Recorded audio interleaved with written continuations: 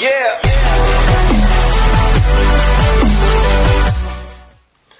Hey everyone, back at you again with another movie review. I know it's been a minute, but of course I need to talk about the film that I've been hearing so much about ever since it came out at TIFF, and that of course is American Fiction, written, directed by Cord Jefferson, starring Jeffrey Wright, Tracee Ellis Ross, John Ortiz, Erica Alexander, Leslie Uggams, Adam Brody, Issa Rae, and Sterling K. Brown.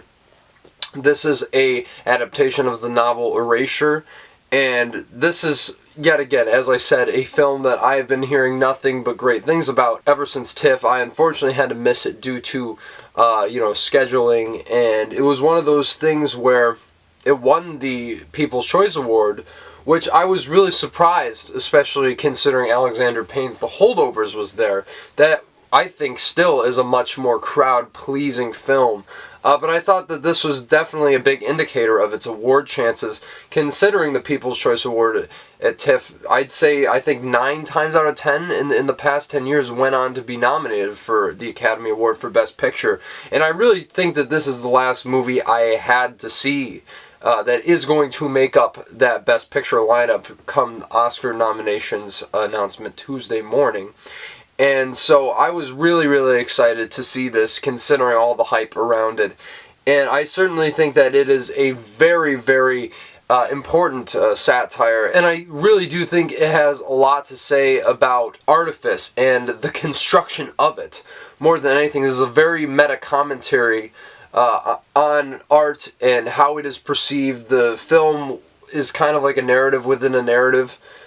In one way or another, and the way it tackles these issues, it really is metatextual in a way that really makes you think. And it's also a really great satire on how white people often award black trauma and stereotypes, though ironically they don't often listen to black voices and artists. And I find that to be a really powerful statement about how black art is perceived in America, and kind of the narratives that people conjure up in their mind and their perception of what being an African American truly is. And I found that to be an insanely welcome and insightful perspective that this movie makes in a really clever and funny way. There's a lot of great humor to be played out in this situation, because the whole story is centered around Thelonious Monk Ellison, who is a writer played by Jeffrey Wright, and a collegiate professor who is asked to take a leave of absence and then goes back to his home in Massachusetts to spend time with his family, his sister, his mother, his brother, what have you. And while he's there, he comes up with this idea of making this terribly stereotypical book, as to make the point how people commodify these types of stories and eat them up while they don't really necessarily have much substance to them, at least in his mind. And I think that's an insanely interesting approach to the story, and really what kicks off this entire narrative. And yeah, this is a really good film. Of course, I'm not going to say it's one of my favorites from the Best Picture lineup, but it definitely leaves you with a lot to think about, because I wasn't sure exactly how I felt about it, or what it was trying to say by the time it ended. But, just in the car ride back home, there was a lot of discussion to be had about how it brings all these issues together and brings them up in a very, digestible way, you could say. And of course, we got to talk about Jeffrey Wright, who is getting a lot of Oscar consideration for this performance. A lot of people suspect him to be nominated for Best Actor, and I certainly wouldn't be upset at the nomination. He's truly fantastic in this. It's a very subtle performance compared to a lot of his other peers who are competing for the award. Personally, if I had to pick, I'd still want to see Leonardo DiCaprio get nominated for the Oscar over him. But he's definitely getting in. Look, as long as Coleman Domingo gets nominated for Rustin, okay? That's all I really care about.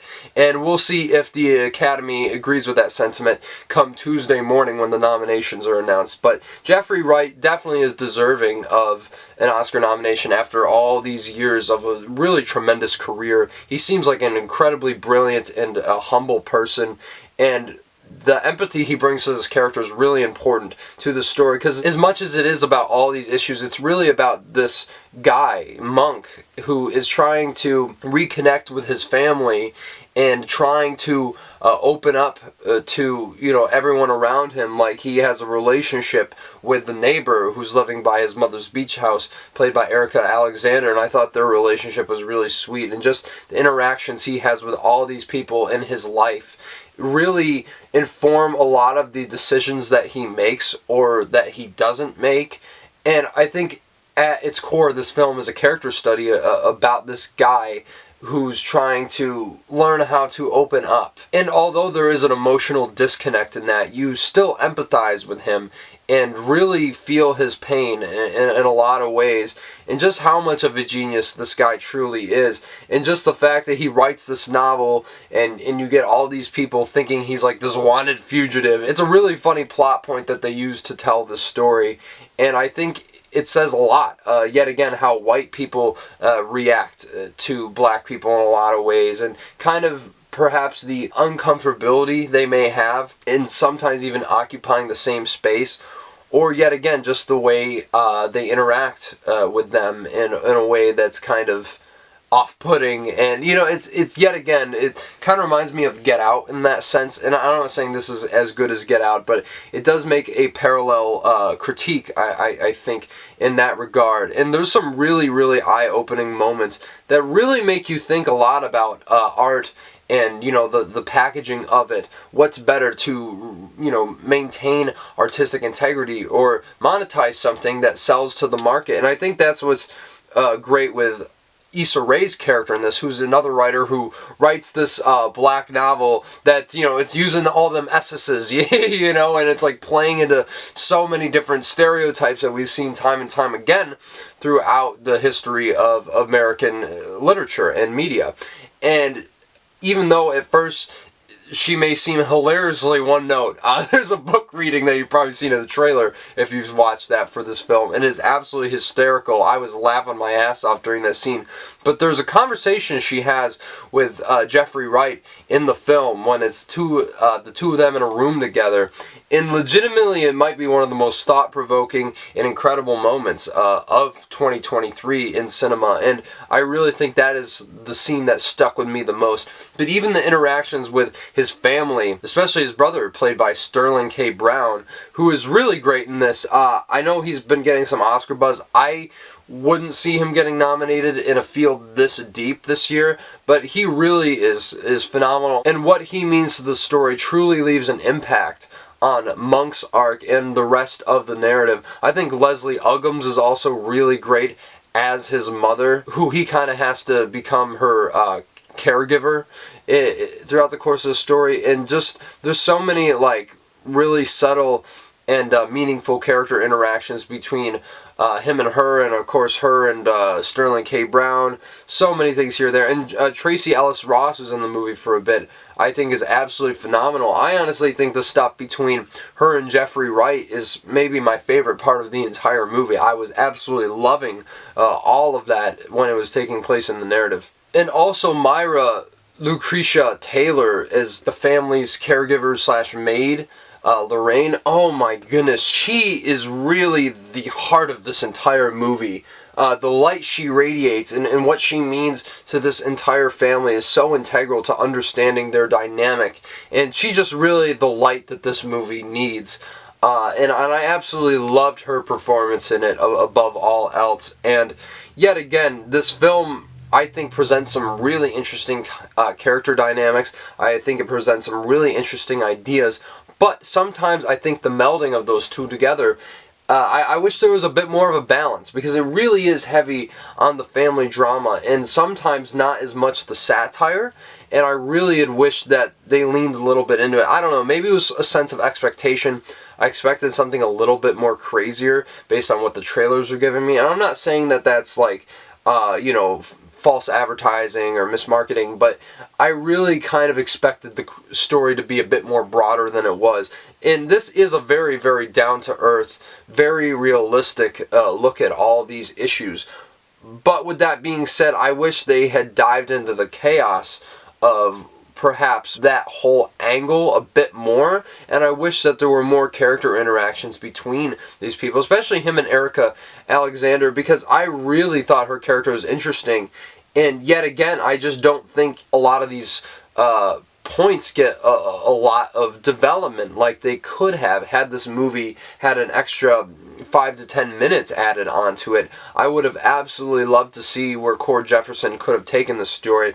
And I do think, you know, as much as it is making this point about these vapid white people, I feel like the white people were a bit caricaturish in this film. And of course, you know, you have to give props to the family and you have to give them the most depth, obviously. But I wish that there was a bit more than just, you know, these clueless you know, people who have no idea what they're talking about out of ignorance and all that. I really wish that there was a bit more to it. But even so, I mean, American Fiction, I see why it's getting all the buzz that it is. And I certainly think it's more deserving of a Best Picture nominee than Barbie, per se, even though that's an important film in its own right. Yet again, if this gets nominated for Best Picture, and this is one of the weakest ones on the roster, it's a pretty damn good year. At least we don't have anything like Elvis this time around. So yeah, this is truly an important movie that I think a lot of people should check out, and a great meditation on the consumption of black media and art. I just wish that there were things that could have been tidied up a bit more and had the film wrapped up a bit better. It's a bit ambiguous, and that's okay sometimes, and perhaps that was the point, but even so, it felt like it was a bit lacking narratively by the end of the story, even though that there's a lot to chew on and a lot to appreciate. So I'm going to give American Fiction an 8 out of 10. As I said, really good movie. Have to check it out for this award season for Jeffrey Wright, for Cord Jefferson. Everything you can think of in this movie is definitely worth a watch at the very least, and definitely will leave you a lot to think about, because this really is one of those movies where you're going to be having a very, well, at least hopefully having a really great and lengthy discussion about it and unpacking all the ideas it has in store. So yeah, guys, let me know what you thought about American Fiction down in the comments below. Did you like it more than I did? I know this has made a lot of people's top 10s of the year. It certainly won't make mine, unfortunately, but I still appreciate the film. But I would love to hear what you guys think, and smash the like button.